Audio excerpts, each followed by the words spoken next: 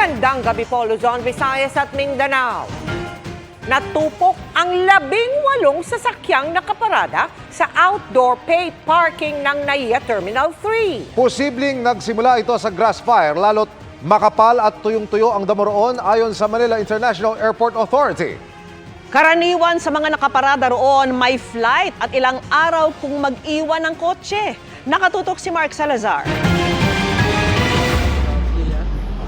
Sa gitna ng tirik na araw, ang makapal na usok at naglalagablab na apoy na ito sa outdoor parking ng NAIA Terminal 3, lampas alauna ng hapon kanina. Ang nasusunog, ilang sasakyang nakaparada. 10 minutes ago, isa lang po yung nasusunog na sasakyan. Ngayon, damay na rin po lahat ng mga nandito na sasakyan. Malapit lang naman daw ang mga bumbero pero naipit sa matinding traffic. Dito po tayo ngayon sa NAIA Terminal 3 departure area. It's 1:33 p.m. And ito po yung kasilukuyang nangyayari dito, no?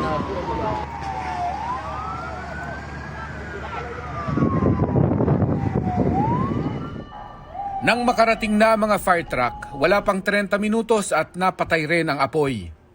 Walang nasaktan sa insidente pero 18 sasakyan ang natupok.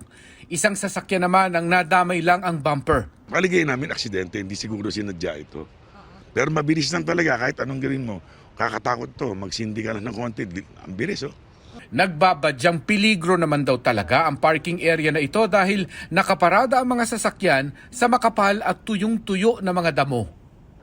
Pampubliko ang pay parking na ito at karamihan daw sa mga pumaparada ay may flight at ilang araw kung mag-iwan ng kotse. Hindi namin alam kung sino-sino mga may-ari. Papatawag namin kung sino yung in charge dito. Halo-halo na. We have identified one employee. Oh, yung isa empleyado daw. Pero yun, alam namin yun. Pero yung iba, hindi namin alam. Baka hindi pa nga nila alam hanggang ngayon. Na nasirang. Pag-aari ng Manila International Airport Authority ang lupa ng parking area pero pribadong kumpanya ang nagpapatakbo ng pay parking.